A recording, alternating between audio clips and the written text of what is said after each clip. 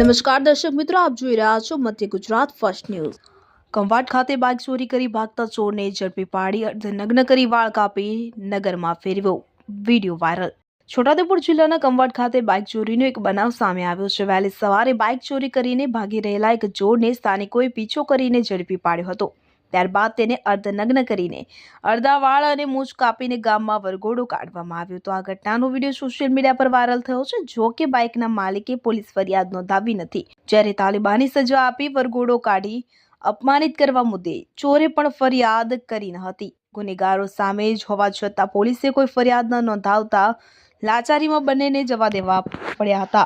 Bike ચોરી બાદ આ ઘટના આજે વહેલી સવારે લગભગ 5:30 વાગ્યે બની હતી। ડુંગર ગામના જીતેશ રાઠવા કંવાટ સક માર્કેટમાં ગયા હતા, ત્યારે તેમની બાઇક પાર્કિંગમાંથી ચોરાઈ ગઈ હતી। જીતેશે ચોરને બાઇક સાથે ભાગતા જોઈ લેતા તેણે પોતાના મિત્ર સાથે બીજી બાઇક ઉપર તેનો પીછો શરૂ કર્યો હતો। જીતેશ અને તેના મિત્રએ બડૈયા ગામ સુધી ચોરનો પીછો કર્યો અને તેને મહામહેનતે ચોરને ઝડપી પાડ્યો હતો। ત્યારબાદ ચોરને કંવાટ પરત લાવવામાં આવ્યો હતો, કે જ્યાં સ્થાનિકે એકત્રિત થઈને કંવાટ ખાતે ભેગા થયેલા લોકોએ ઝડપાયેલા બાઇક ચોરને અર્ધનગ્ન કર્યો હતો અને તેના માથાના વાળ કાપીને તેને હાર પહેરાવવામાં આવ્યો હતો।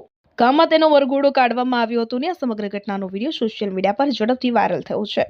આ અંગે બાઇકના માલિક જીતેશ રાઠવાએ જણાવ્યું હતું કે તેની ચોરાયેલી બાઇક પરત મળી જતા તેને પોલીસમાં ફરિયાદ નોંધાવવાનું ટાળ્યું છે। કંવાટના પીઆઈ સાથે ટેલિફોનિક વાતચીત કરતા તેમણે જણાવ્યું હતું કે બાઇક ચોરી થયા બાદ બાઇક માલિકે ચોરનો પીછો કરીને તેને ઝડપી પાડ્યો હતો। જ્યારે ફરિયાદ કરવાનું પૂછવામાં આવ્યું ત્યારે બાઇક માલિકે ના પાડી હતી। ચોરને પણ ફરિયાદ કરવા અંગે પૂછતા તેણે પણ ફરિયાદ કરવાની ના પાડી હતી, જેથી આ મામલે કોઈ ફરિયાદ નોંધાઈ નથી।